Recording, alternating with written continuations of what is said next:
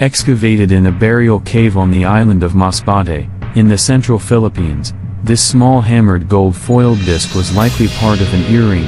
The Philippine archipelago has the second largest gold deposit in the world. Elaborate gold ornaments were produced in southern Philippine polities using a variety of techniques, from at least the 10th century AD. Unfortunately, during the period of Spanish colonialism, many of these objects were taken from local inhabitants, and melted down for bullion or to make new objects for the church. Nonetheless, ancient gold objects that have been recovered in archaeological sites attest to the technological and artistic sophistication of ancient Philippine gold working. Although few bones were preserved in this site, excavators did recover 3 human teeth, canines and incisors, inlaid with ornamental gold discs, like today, a fashion statement that expressed their wearer's wealth and prestige.